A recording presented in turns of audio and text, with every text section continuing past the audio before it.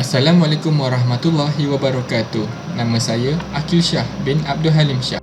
Assalamualaikum warahmatullahi wabarakatuh. Nama saya Muhammad Anwar bin Mat Kasim. Assalamualaikum, nama saya Muhammad Ahmad Hazim bin Muhammad Radi. Assalamualaikum warahmatullahi wabarakatuh. Nama saya Afif Farhan bin Masdan. Assalamualaikum warahmatullahi wabarakatuh. Saya Nur Amir Hamzah binti Zulaizad. Kumpulan kami akan membentangkan ideologi modernism di Malaysia. Apakah itu modernism? Modernism adalah berasal daripada perkataan moden, juga bermaksud terkini dan maju. Moden juga adalah fahaman daripada pendidikan, teknologi dan industri dari barat. Modernism pula membawa maksud ideologi yang mengambil idea-idea daripada pelbagai ideologi yang lain seperti sosialisme, sekularisme dan kewujudan ini. Ia juga bertentangan dengan nilai-nilai tradisional yang ada di setiap agama. Seterusnya, antara 4 objektif yang terdapat dalam kajian kami ialah: yang pertama, menerangkan tentang konsep, ideologi dan tokoh-tokoh modernisme. Yang kedua, membandingkan kelebihan dan kekurangan fahaman dan ideologi modernisme. Yang ketiga, menganalisa kaedah penyebaran dan cabaran fahaman atau pemikiran ideologi modernisme di Malaysia serta kesannya terhadap negara, institusi, masyarakat dan individu Muslim. Yang terakhir ialah mengenal pasti langkah-langkah mengatasi ideologi modernisme. Seterusnya, saya akan menerangkan kajian literatur iaitu maklumat dan ulasan yang diperoleh daripada kajian lepas yang akan dijadikan sebagai panduan dan penanda aras dalam mencapai keseluruhan objektif ini. Antara kajian lepas yang membincangkan aspek modernisme adalah: yang pertama, dampak modernisme dilihat perkembangan Indonesia Timur yang ditulis oleh Pilopiscopiu. Dari sudut pandang modernisme di Indonesia, perubahan dalam modernisasi negara tersebut bermula dengan kontribusi pemikiran para filosof zaman moden yang muncul pada sekitar tahun 1550 hingga 1900 di Eropah. Semasa zaman modernisme mula berkembang, kepulauan Indonesia ini masih di bawah pemerintahan penjajah. Kemudian, apabila penjajah berada di kepulauan tersebut, masyarakat Indonesia telah dipengaruhi dengan hidup dan model pemikiran modernisme yang menerapkan kehidupan baru dan membesarkan pengaruh kekuasaannya di wilayah-wilayah Nusantara. Kesan penerapan modernisme di Indonesia ini menyebabkan budaya luar dari barat yang perlahan-lahan melenyapkan budaya tradisional Indonesia, serta bidang kuasa politik juga pada ketika itu lebih dimonopoli oleh pihak barat. Walau bagaimanapun, kesan modernisasi di Indonesia ini juga memberikan kesan positif, contohnya dalam bidang ekonomi yang semakin meluas dengan kegiatan industri besar-besaran, serta dari bidang sosial pula yang pelbagai dengan adanya kelompok buruh dan juga kelompok yang berintelektual. Kajian lepas yang seterusnya adalah bertajuk Modernisme Islam dalam Pandangan Muhammad Abduh yang ditulis oleh Bobby Aidy Rahman. Umum tahu modernisme Islam muncul daripada ketertinggalan yang dihadapi oleh umat Islam daripada bangsa barat. Pada awal sebelumnya, dunia Islam mengalami perkembangan yang signifikan, contohnya dalam bidang matematik, astronomi, perubatan dan bermacam bidang lagi yang pada sebelumnya lebih dimonopoli oleh umat Islam. Namun, puncak kemegahan dunia Islam itu mengalami kemerosotan dan kemunduran pada abad ke-10. Dalam pada itu, Muhammad Abduh yang merupakan seorang ulama dan pemikir Mesir telah melakukan modernisme dengan menggunakan kaedah pemikiran melalui pendidikan, pembelajaran dan perbaikan akhlak untuk memodernisikan umat Islam ketika itu. Kajian lepas seterusnya adalah bertajuk Muhammadiyah, Gerakan Modernisme Islam yang ditulis oleh Haidar Nasir. Secara umumnya, modernisme yang digerakkan oleh Muhammadiyah ini ditampilkan dengan sedikit berbeza dengan modernisme dan kebangkitan Islam yang sebelumnya. Pemikiran pemodenan Muhammadiyah ini merupakan sesuatu susunan ajaran moral yang diambil terus daripada Al-Quran dan Hadis yang menampakkan reformasi modernisme yang bersifat pertengahan dan berorientasikan pandangan Islam yang dengan kemajuan. Seterusnya, saya akan menerangkan tentang metodologi kajian. Bagi kajian modernisme ini, kami menggunakan dua kaedah kajian, iaitu kaedah kajian perpustakaan dan kaedah pengumpulan data sekunder. Bagi kaedah kajian perpustakaan, ia merupakan sumber untuk kami mendapatkan ilmu tentang modernisme. Antara sumber yang kami cari melalui perpustakaan, e-books di Google, dan laman sesawang perpustakaan UiTM bagi mencari buku-buku tentang modernisme. Yang kedua ialah kaedah pengumpulan data sekunder. Sebagai contoh, artikel, jurnal, kertas kerja, persidangan dan seminar. Kami mencari beberapa artikel yang kajian lepas yang dipercayai dan sahih bagi membuat kajian ini. Konsep modernisme. Ajaran modernisme sebagai satu kerangka berfikir muncul dari latar sejarah yang kompleks dan tersendiri yang dialami oleh masyarakat Barat sekitar abad ke-16 hingga 18 Masihi. Ia adalah natijah dari reaksi penentangan sekelompok manusia di Barat terhadap sistem budaya dan struktur berfikir masyarakatnya yang dianggap merokok. Seterusnya, bagi ideologi modernisme dibahagi kepada dua, iaitu modernisme Barat dan modernisme Islam. Ciri-ciri ideologi adalah, menurut Christopher Norris, dalam bukunya, kehadiran pasca modernisme ini dapat dikesan melalui tiga tunjang dasar tujahan istilah, iaitu pasca strukturalisme, istilah pasca modernisme itu sendiri, dan istilah pasca modernisme budaya. Seterusnya adalah tokoh-tokoh modernisme. Terdapat ramai tokoh-tokoh yang membawa fahaman modernisme. Ini adalah sebahagian daripada tokoh-tokoh modernisme. Yang pertama adalah Immanuel Kant yang lahir pada tahun 1724 Masihi di Königsbergen, Prussia Timur Jerman.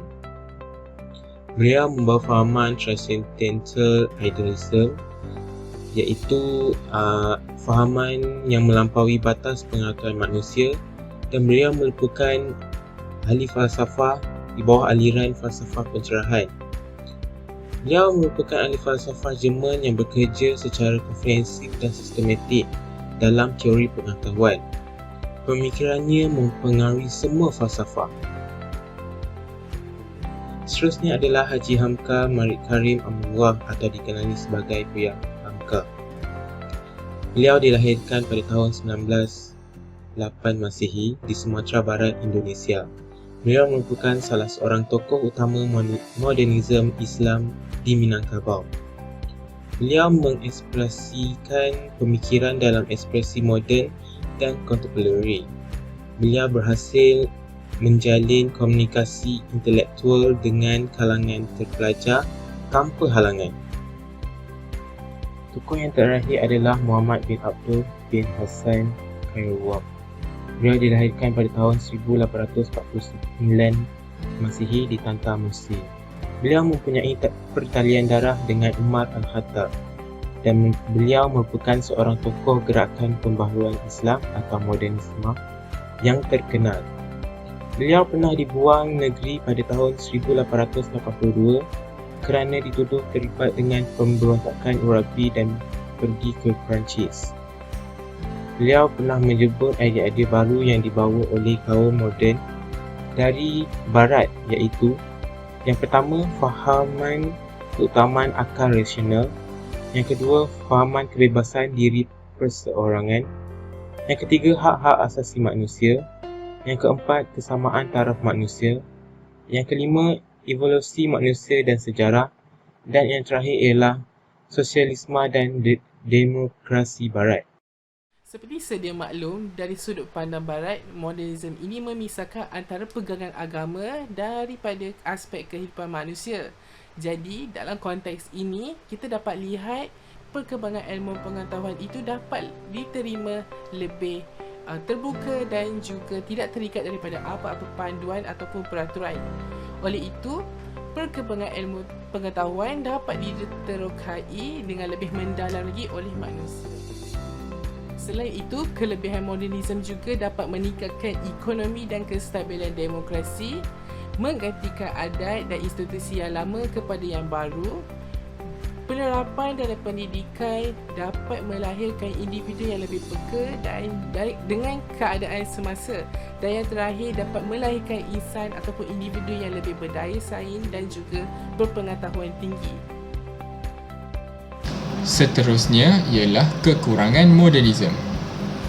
Antara kekurangan modernisme ini ialah ianya meregangkan ikatan kekeluargaan serta kehidupan rumah tangga.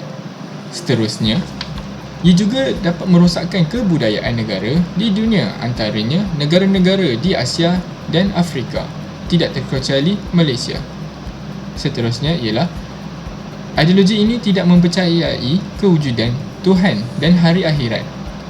Seterusnya, ideologi ini mempunyai pemberontakan radikal dalam melawan agama serta nilai-nilai spiritual yang terdapat dalam setiap agama. Akhir sekali, ideologi modernisme ini tidak dapat memahami kehidupan manusia. Seterusnya, saya akan menerangkan bagaimana penyebaran modernisme di Malaysia. Modernisme dalam aspek pembangunan di Malaysia secara amnya berkembang pada zaman penjajahan British.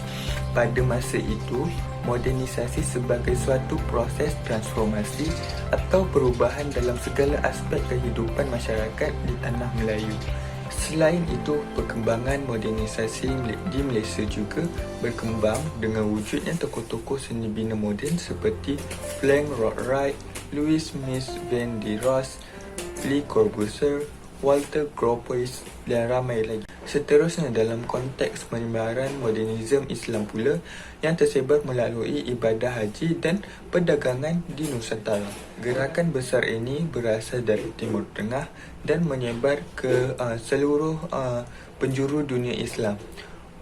Modernisme Islam di Nusantara ini dilihat sebagai penggerak dalam pembaharuan Islam yang didorong oleh 3 ulama besar, iaitu Nuruddin Ar-Raniri, Abdul Rauf Singkil dan Muhammad Yusuf Al-Makassari. Seterusnya, saya akan menerangkan cabaran penyebaran modernisme di Malaysia. Dalam usaha untuk membawa masuk fahaman modernisme ini ke Malaysia, terdapat beberapa cabaran yang dihadapi, iaitu fahaman modernisme dalam konteks pendidikan Islam yang dilihat seperti diabaikan antara pendidikan Islam dan juga pendidikan awam. Ini disebabkan oleh mereka beranggapan bahawa agama ini lebih membawa masalah kepada tamadun dan kehidupan manusia. Pihak barat lebih mengutamakan pendidikan yang berorientasikan penguasaan sains teknologi, budaya dan seni moden dalam memanipulasi pemikiran manusia dalam beragama. Selain itu, fahaman modernisme yang diperkenalkan oleh tokoh-tokoh barat telah menyebabkan umat Islam lari daripada ajaran umat Islam yang sebenar yang dibawa oleh Nabi Muhammad SAW. Dan juga yang terakhir, ideologi dan propaganda seperti Islamofobia, ganas, ekstrim, jumud dan sebagainya sedikit sebanyak telah menggugat hubungan baik antara etnik dan agama di Malaysia serta menjadikan modernisasi dalam Islam terbatas. Seterusnya, rakan-rakan nak tentang apa kesan terhadap fahaman modernisme ini kepada negara. Ia terbagi kepada 3, iaitu modernisasi politik, modernisasi ekonomi dan modernisasi sosial. Bagi modernisasi politik, dari kacamata negara ini, modernisasi politik dapat dilihat kepada pengamalan sistem demokrasi berparlimen, pilihan raya dan juga penglibatan 3 kaum kebesaran politik Malaysia. Seterusnya, bagi modernisasi sosial, dari perspektif negara Malaysia, modernisasi sosial dapat dilihat kepada pembaharuan dari aspek seperti dalam bidang pendidikan, makan, tempat tinggal, hubungan dan sebagainya. Seterusnya, bagi model ekonomi, di Malaysia boleh dikatakan telah bermula apabila adanya hubungan perdagangan, pertukaran mata wang, modal dan buruh secara intensif. Seterusnya adalah kesan model smart terhadap institusi. Dalam sebuah organisasi memerlukan hormat menghormati antara satu sama lain, tidak mengira usia. Tetapi kini golongan muda dipuji dan tidak lagi menghormati orang yang lebih tua daripada beliau. Selain itu, golongan muda sering mempertikaikan kedudukan jawatan yang dipimpin oleh orang yang lebih tua. Ini adalah tidak wajar. Ini memberikan kesan terhadap sebuah organisasi di sebuah institusi. Seterusnya, kesan modernisme terhadap masyarakat. Modernisme menyebabkan keruntuhan akhlak dan menghilangkan sifat peri kemanusiaan dalam jiwa manusia.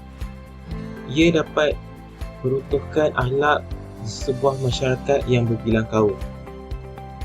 Selain itu, masyarakat yang bersifat individualistik dan kekuasaan. Masyarakat yang mementingkan diri sendiri ini dan mementingkan kekuasaan ini dapat memberikan kesan terhadap sesuatu kumpulan masyarakat yang berbilang kaum di zaman ini. Kesan modernisme dari perspektif individu amnya, modernisme ini sememangnya memberikan kesan yang menyebabkan keruntuhan akhlak dan menghilangkan sifat peri kemanusiaan dalam diri manusia.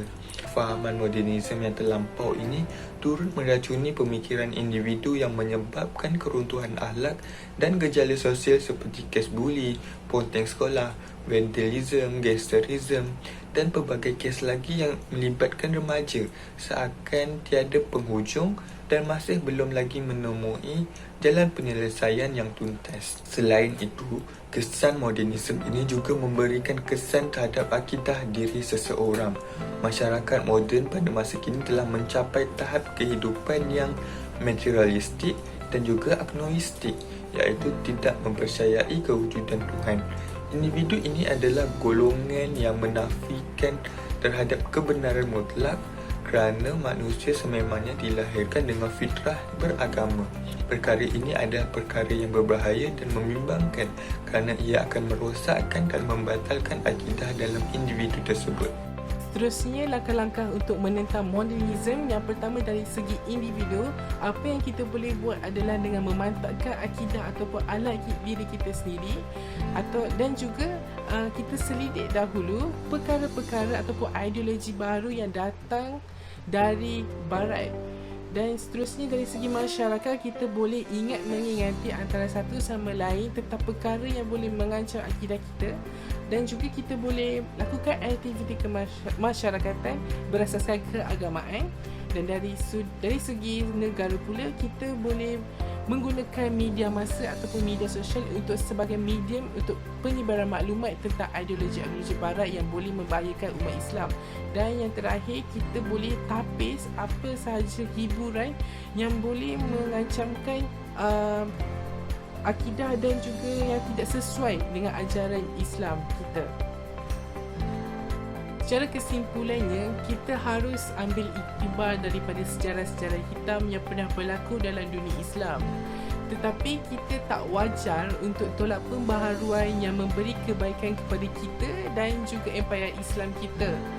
Sebaliknya, kita gunakan pembaharuan yang baik ini sebagai satu peluang untuk kita bersaing dengan lebih hebat dengan barat.